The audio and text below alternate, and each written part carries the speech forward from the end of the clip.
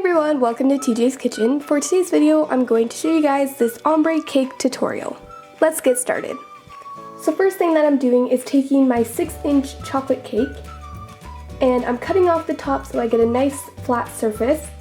And then I am cutting the cake in half, and I'm also doing this to another cake so that there's 4 layers of cake in total.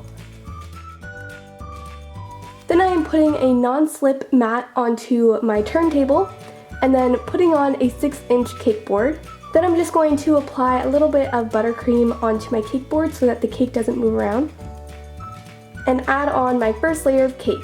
On top of my first layer of cake, I'm adding on some simple syrup, which is just some sugar and water that I put into the microwave. And I'm putting that on the cake so that it keeps the cake nice and moist. Then I am spreading on a generous amount of buttercream. All the ingredients will be on my blog, tarajoan.com. I will leave the link in the description down below. Then I am adding on a second layer of cake on top of that, and then brushing on some more simple syrup, and then putting on some more buttercream. And you're just going to repeat all those steps until you have done 4 layers of cake.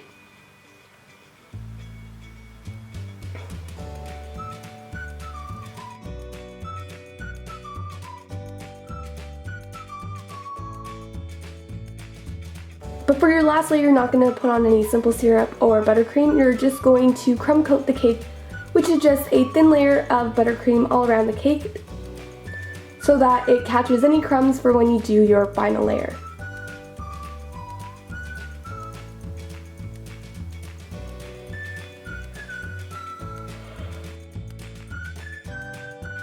So just put a really thin layer of buttercream, and then when you're done, put it into the fridge for at least 15 minutes so that it will harden up and you can work on the next step really easily.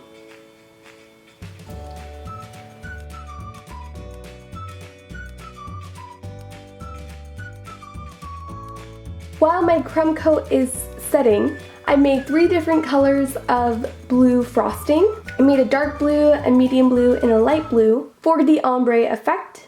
And you want the lightest blue to have more buttercream because you will also be topping the top of the cake with it. Now that my crumb coat is done and my cake is out of the fridge, I'm going to be adding on about 1.5 inches to 2 inches of the darkest blue at the bottom of the cake. Just make sure that it's about 1/3 way up the cake.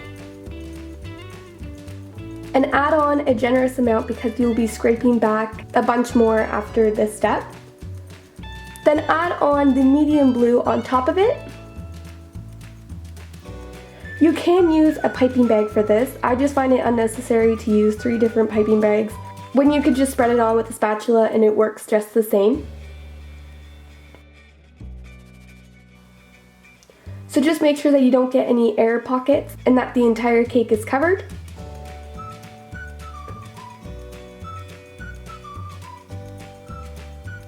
And then do the last layer, which is the light blue, and also put it on top of the cake.